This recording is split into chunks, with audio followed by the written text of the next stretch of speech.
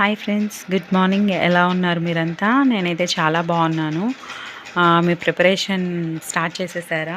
House wives మీరు ఎలా చదువుతున్నారు? బాగా చదువుతున్నారా? చదివేద్దామండి. ఎందుకంటే లాస్ట్ ఛాన్స్ కాబట్టి. ఇంకా లాస్ట్ ఛాన్స్, ఇంకా నాకు ఇయర్ అయిపోయింది, ఏజ్ అయిపోయింది అనుకునే వాళ్ళు కూడా చాలా చాలా లాస్ట్ ఛాన్స్. అండ్ నోటిఫికేషన్లో కూడా ఇంత ఎక్కువ వేకెన్సీస్ ఉండేవి ఇస్తారో ఇవ్వరో మనకైతే తెలియదు నెక్స్ట్ వచ్చేసరికి.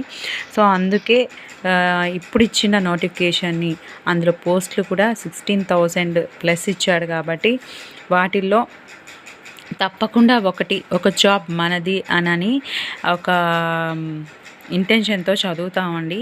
ఎందుకు అని అంటే మనకి జాబ్ చాలా అవసరం. హౌస్ వైఫ్స్కి అయితే మరీ ముఖ్యంగా జాబ్ అయితే చాలా చాలా అవసరం. భర్త మీద ఆధారపడి, అంటే ఒక చదువుకున్న అమ్మాయి, పీజీ చేసిన అమ్మాయి భర్త మీద ఆధారపడి ఉండలేదండి. ప్రతి అమ్మాయి కూడా అంతే అనమాట. ఇండిపెండెంట్గా ఉండాలి. నాకు తెలిసినంత మట్టుకు చదువుకున్న ప్రతి అమ్మాయి కూడా ఇండిపెండెంట్గానే ఉండాలన్నమాట. సో ఈరోజైతే నేను ఏంటక్క బుక్స్ అన్నీ ముందేసేసావు, అది కూడా ఇంటర్ బుక్స్ వేసుకొని ఉన్నావు అని అడుగుతారేమో. నన్ను చాలామంది అడుగుతున్నారు, ఇంటర్కి మీరు ఏం ప్రిపేర్ అవుతున్నారు, ఏ బుక్స్ ప్రిపేర్ అవుతున్నారు కొంచెం చెప్తారా అని. సో వాళ్ళకైతే ఈరోజు నేను క్లారిటీ ఇవ్వాలి అనుకుంటున్నాను. ఇవిగోండి, ఇవే నేను తీసుకున్న బుక్స్, టెక్స్ట్ బుక్స్ అనమాట. ఇది 1A 1B ఫస్ట్ ఇయర్ ఇవి.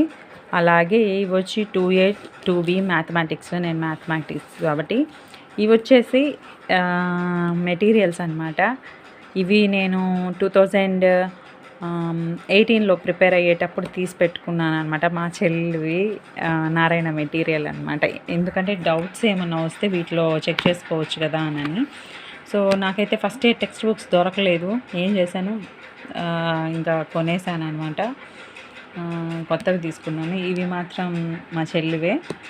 అంటే తను చదివేటప్పుడు తన దగ్గర తీసుకునే 2019లో ప్రిపేర్ అయ్యేటప్పుడు, 18-19లో ప్రిపేర్ అయ్యేటప్పుడు తీసి పెట్టుకున్నాను అనమాట. ఇది కానీ ఎందుకు ఇంటర్ బుక్స్ అంటే, ఫస్ట్ మీరు అందరూ ఏం చేస్తారంటే, అంటే నాకు తెలిసినంత మటుకు స్కూల్ టెక్స్ట్ బుక్స్ కంటే first of all inter syllabus complete చేయండి అని అనేది నా ఉద్దేశం. ఎందుకు అని అంటే ఇంటర్ సిలబస్ కొంచెం అంటే మరీ అంత హార్డ్గా అయితే ఉండదు. ఎందుకు అని అంటే ప్రతి ఒక్కరు కూడా అంటారు ఇంటర్ సిలబస్ మ్యాథ్స్ చాలా కష్టం అని మనకి చిన్నప్పటి నుంచి నూరు పోసుంటారనమాట. అది మన బ్రెయిన్లో ఫిక్స్ అయిపోయి ఉంటుంది. దాన్ని చెరిపేద్దాం. ఎందుకనంటే అంత టఫ్ అయితే ప్రతి ఒక్కరు ఎలా పాస్ అవుతాం? కాబట్టి టఫ్ ఏమీ కాదు. మనం స్కూల్ సిలబస్తో పోలిస్తే ఒక గ్రేడ్ అనేది ఎక్కువ ఉంటుందన్నమాట. డిఫికల్టీ లెవెల్ కొంచెం ఎక్కువ ఉంటుంది, అంతకు మించి ఇంకేం లేదు. So be positive. అందుకే ఫస్ట్ నేను ఏమనుకుంటున్నానంటే ఇంటర్ సిలబస్ కంప్లీట్ చేసేద్దాం అనుకుంటున్నాను. ఎందుకంటే 6th నుంచి 10th వరకు ఆల్రెడీ ఒకసారి చదివేసి ఉన్నాం కాబట్టి, అంటే ఇంతకుముందు డిఎస్సికి ప్రిపేర్ అయ్యేటప్పుడు చదువున్నాం కాబట్టి ఇంటర్ చాలా చాలా తక్కువ అన్నమాట. నేను లాస్ట్ ఇయర్ ప్రిపేర్ అయ్యింది.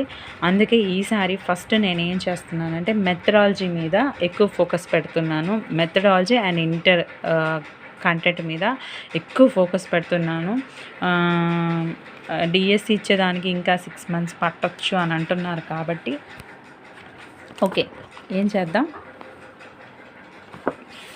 పట్టొచ్చు అని అంటున్నారు కాబట్టి ఇంకా ఫస్ట్ డిఎస్సి సిలబస్ కంప్లీట్ చేసేయాలి అని నేనైతే అనుకుంటున్నాను. నా ఐడియా ఎంతవరకు కరెక్టో నాకు కమెంట్స్లో చెప్పండి. ఇంకా ఏంటి అని అంటే మీరంతా కూడా నేనైతే ఒకటే చెప్తున్నాను, మీరంతా కూడా ఎలాగైనా కానీ హౌస్ వైఫ్ టైం తీసుకొని చదవండి. ప్రతి ఒక్కరికి మనం సమాధానం చెప్పే రోజు అనేది మనకి దగ్గరలోనే ఉంది. ఎప్పుడైతే నువ్వు బాగా చదువుకొని ఒక మంచి జాబ్ తెచ్చుకుంటావో అప్పుడే నిన్ను నీ ఇంట్లో వాళ్ళు, నీ భర్త, నీ పిల్లలు, నీ ఇన్లాస్ సైడ్ కానీ, నీ పేరెంట్స్ సైడ్ కానీ రెస్పెక్ట్ అనేది దొరుకుతుంది. ఇది మాత్రం చాలా నిజం. ఎప్పుడైతే నువ్వు చదువుకొని ఖాళీగా ఇంట్లో ఉంటావో ఎవ్వరూ నిన్ను పట్టించుకోరు. ఎవరు కూడా పట్టించుకోరండి. చాలా మాటలు అంటారు. ఆ మాటలు మనం పడలేం. ఎందుకు అనంటే చదువుకున్నాం కదండీ. మన చదువు మనకి డిగ్రీలు ఎవ్వరికి ఊరికే రావండి. చదివిందిలే తను అంటారేమో. చదివితేనే తెలుస్తుంది. మనం కాలేజీకెళ్ళేటప్పుడు ఎన్ని బాధలు పడ్డాం. చదివేదానికి ఎన్ని రాత్రులు, ఎగ్జామ్స్ పాస్ అయ్యేదానికి ఎన్ని రాత్రులు మేలుకొని చదువుంటాం. డిగ్రీ అయితే ఏమి, ఇంటర్ అయితే ఏమి, 10th అయితే ఏమి, పీజీ అయితే ఏమి, ఇవి ఎవ్వరికీ తెలీదు. ఏదో డబ్బులు కడితే సర్టిఫికేట్ తీసుకున్నాం అన్న రీతిలో ప్రతి ఒక్కరు మనల్ని మాట్లాడతారు. కానీ అవి అలాంటి మాటలు పట్టించుకోవద్దు. కాబట్టి ఇంత కష్టపడి చదివినప్పుడు జాబ్ తెచ్చుకోవడం మన యొక్క లక్ష్యం.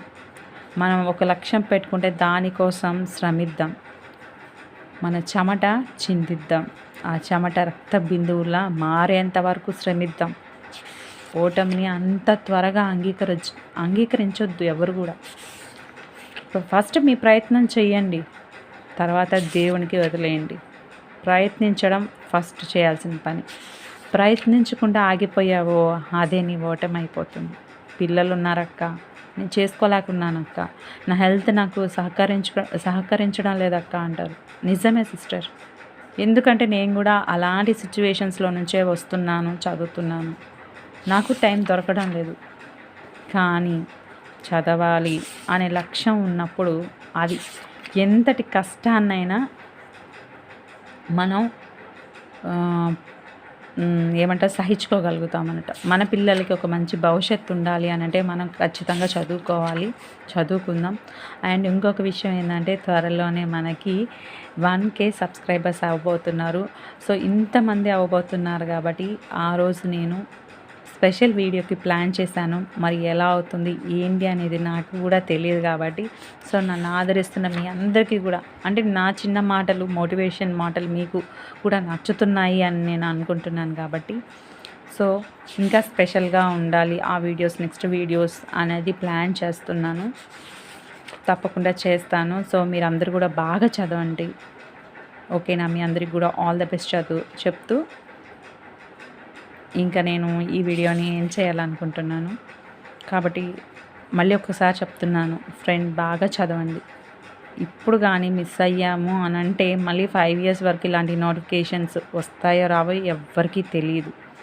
కాబట్టి ఇదే లాస్ట్ ఛాన్స్ అన్నట్టు పెళ్ళి కానీ అమ్మాయిలకి కానీ, బ్యాచిలర్స్ బ్రదర్స్కి కానీ నేను చెప్పేది ఒకటి, కష్టపడి చదువుతాం.